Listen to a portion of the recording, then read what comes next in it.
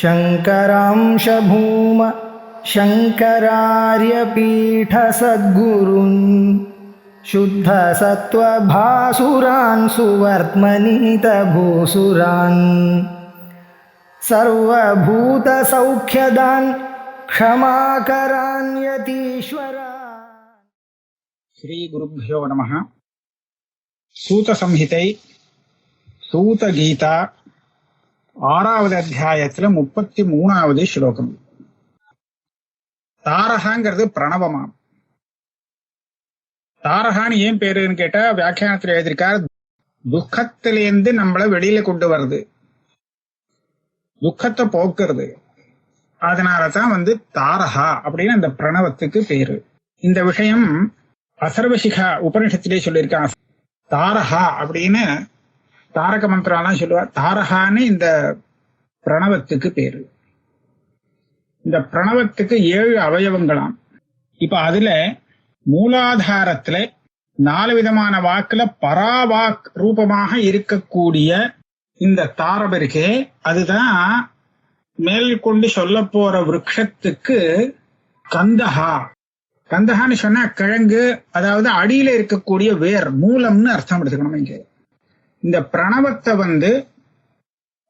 மேல் கொண்டு ஒரு மகாவிருட்சம் சொல்ல போறார். அந்த மகாத்ருமத்துக்கு, மகாவிருட்சத்துக்கு இது மூலமாக இருப்பது தாரம். இந்த பிரணவத்துக்கு 7 அவயவங்கள் சொன்னோமே, அகாரம், உகாரம், மகாரம், பிந்து அப்படின்னு. அதுல பிந்துங்கிற ஒரு அவயவம் இருக்கே, அதுதான் அந்த மூலத்தில் உள்ள சக்தி. சக்தினா சாமர்த்தியம். இங்க பாருங்க, முன்னாடி தாரத்தை மூலமாக சொன்னார். இப்ப அதே தாரத்தை பெரிய விருட்சம் அப்படின்னு சொல்றார். மூலமா இருந்தா விருட்சமா இருக்க முடியாது, விருட்சமா இருந்தா மூலமா இருக்க முடியாது. அப்ப இதுல என்ன தெரியுதுன்னு கேட்டா, அந்த தாரமானது பராவாக் ரூபமாக இருக்கும்போது அந்த ரூபத்துல அது கந்தமாகிறது, மூலமாகிறது. அதே தாரமானது வைகரி ரூபமாக எப்ப அபிவியக்தமாகிறதோ அப்ப அது மகாவிருட்சமாக சொல்லப்படுறது இந்த இடத்துல. ஆக தாரோ மகாத்ருமஹா. அகாரத்திலேருந்து ஆரம்பிச்சு 50 வர்ணாக 50 வர்ணங்கள் சொல்லப்படுறது. இந்த வர்ணங்கள் இருக்கே, இது ஸ்கந்த, அந்த மகாவிருட்சத்தினுடைய ஸ்கந்த சாகா ரூபமாக இருக்கு. எப்படி ஸ்கந்தம்னா என்ன, சாகானா என்ன அப்படின்னு கேட்டா, கிளைகள் பிரியும் இடம் இருக்கே, அந்த இடம் ஸ்கந்தம்னு சொல்லப்படும். சாகைனா கிளைகள். இந்த கிளைகள் ரூபமாகவும் ஸ்கந்த ரூபமாகவும் இருப்பது இந்த மகாவிருட்சத்தினுடைய ஸ்கந்தமாக சாகாவாக இருக்கக்கூடியது என்னன்னு கேட்டா, பிரணவத்தினுடைய இந்த அகாராதி வர்ணங்கள்லாம் அதனுடைய ஸ்கந்தமாகவும் சாக்கையாகவும் இருக்கு. அந்த ஸ்கந்தமா தாரத்தை ஒரு மகா விருட்சமாக வர்ணிச்சால் அந்த விருட்சத்துல இந்த வர்ணங்கள்லாம் ஸ்கந்தமாவும் சாக்கையாவும் இருந்துட்டு இருக்கு. தத்வத்து இதே மாதிரி இன்னொரு கல்பனை. அதாவது பிரணவத்தை பராவாக்காக வச்சுட்டு மூலமாகவும், வைகரி வாக்காக வச்சுட்டு மகாவிருட்சமாகவும், அகாராதி வர்ணங்கள்லாம் அதனுடைய சாக்கைகள் உபசாக்கைகளாகவும் இப்படி எல்லாம் வர்ணிச்சா மாதிரி இன்னொரு கல்பனை. அது எதை வச்சுன்னா, ஸ்ருதியை வச்சு.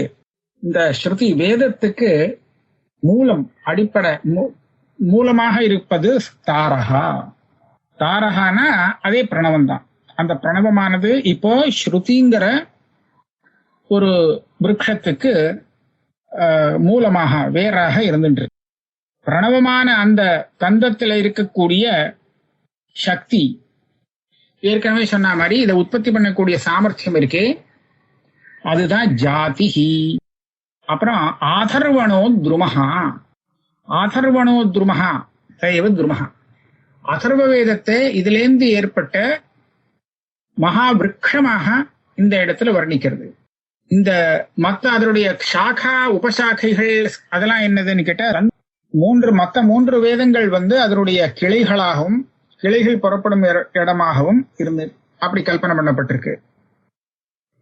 இனிமேல் அதுல உள்ள இலைகள் என்னன்னா, இந்த ஸ்மிருதிகள், புராணங்கள், இதெல்லாம் இந்த மகாவிருட்சம் இருக்கே, இந்த மகாவிருட்சத்தினுடைய இலைகள். இதே மாதிரி இன்னொன்னு, இப்ப இந்த கல்பசூத்திரம் 6 அங்கங்கள் சொல்லுவா இல்லையா வேதத்துக்கு. சிக்ஷா, கல்பஹா, வியாக்கரணம், நிருக்தம், ஜோதிஷம், இப்படிலாம் சிக்ஷா கல்போ வியாக்கரணம் நிருக்தம் ஜோதிஷம் ததா. இன்னொன்னு இருக்கு சந்தஸ், இதெல்லாம் 6 அங்கம்னு சொல்லுறது. இந்த 6 அங்கங்கள் சாகாவரணம். ஆவரணங்கிறது அதை காப்பாத்துறதுக்காக போடப்பட்ட ஒரு வேலி மாதிரி, பகிராபரணம்.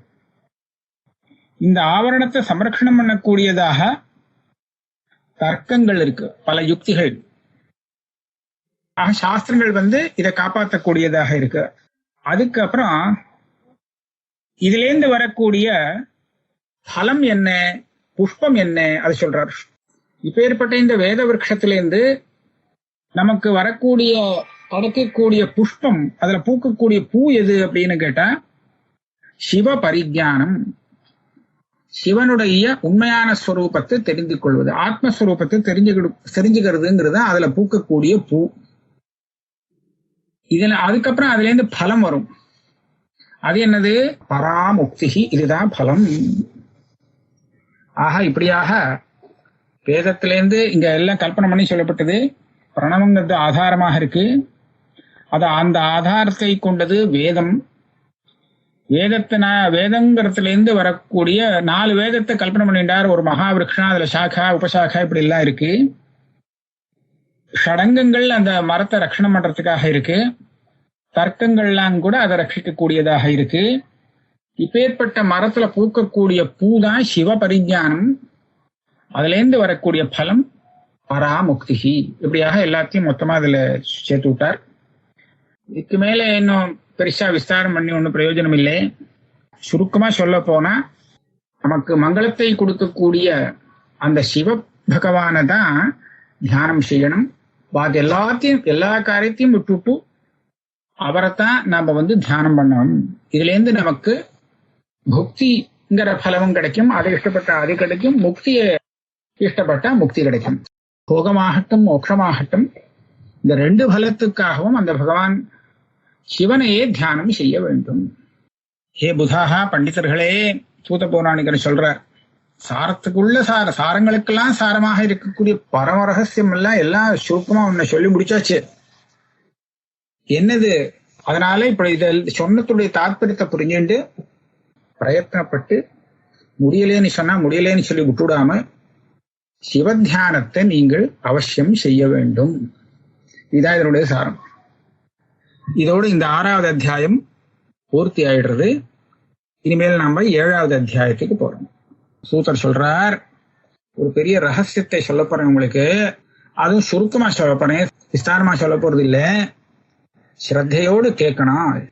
இது பெரிய பிரயோஜனத்தை கொடுக்கக்கூடியதாக இருக்கு. உத்தமம், எல்லா அபிஷ்டத்தையும் இத நமக்கு சாதிச்சு கொடுக்கக்கூடியதாக இருக்கு நான் சொல்ல போற இந்த விஷயம். அதனால இத ரொம்ப ஸ்ரத்தையோடு கேட்கணும். என்ன கேட்கறது? எல்லா சரீரங்கள்லயும் தேவதைகளை சுவாமி வச்சிருக்கார்.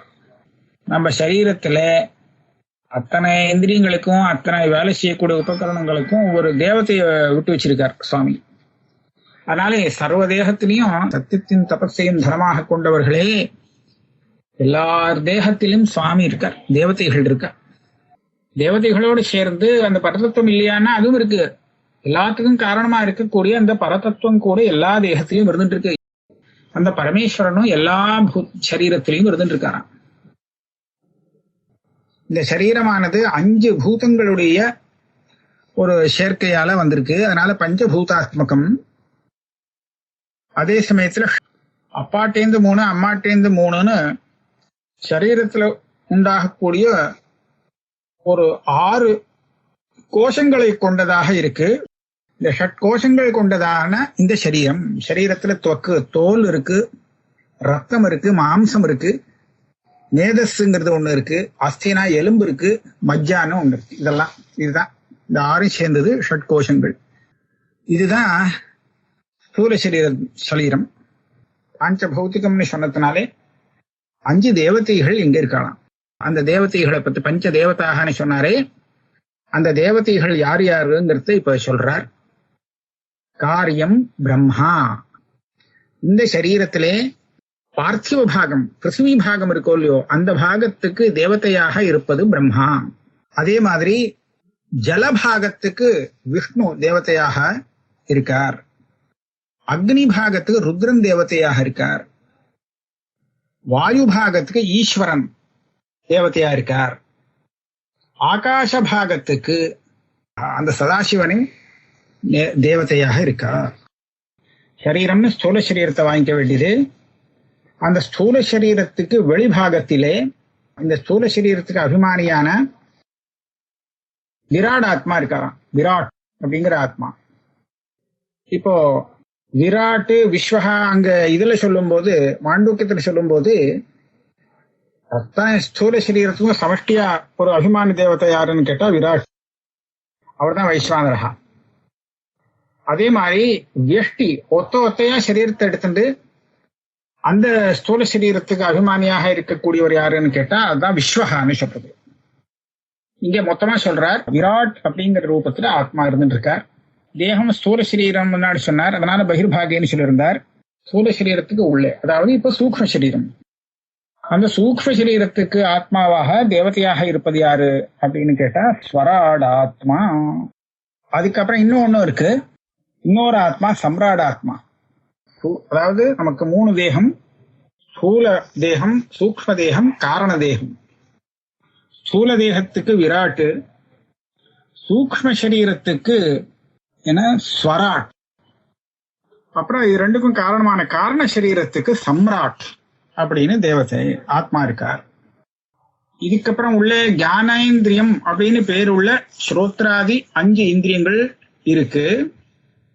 அந்த 5 இந்திரியங்களுக்கு கிரமமாக பேரு தேவதை சொல்றார். திக்கு, வாயு, அர்க்க, ஜலாத்தியக்ஷன, வருண, பூமி. இந்த 5 பேர், 5 தேவதைகள் கிரமம் 5 பூதங்களுக்கு. ஆகாசம், வாயு, அக்னி, ஜலம், பிருத்திவி அப்படின்னு சொல்லக்கூடிய 5 பூதங்களுடைய 5 கணம் இருக்க. சப்தஸ்பர்ஷ ரூபரசகந்தாக அப்படின்னு சொல்றாளே, அதுகளுக்கு தேவதையாக இருப்பது இந்த தேவதைகள் தான். என்ன தேவதைகள்? திக்கு, வாயு, அர்க்க, ஜலாத்தியக்ஷ, பூமி சங்காஷ்ட தேவதாக. இந்த கர்மேந்திரியங்களுக்கும் இதே மாதிரி தேவதைகள் இருக்கு. அதுல திரிவிக்ரமஹான்னு ஒண்ணு, அப்புறம் இந்திரஹா, இந்திரன், வன்ஹி, அக்னி, அதே மாதிரி மித்ரன், அதுக்கப்புறம் சூத்ராத்மா, ஹிரண்யகர்பா. ஆக இப்படியாக 5 தேவதைகள் கர்மேந்திரியத்துக்கு.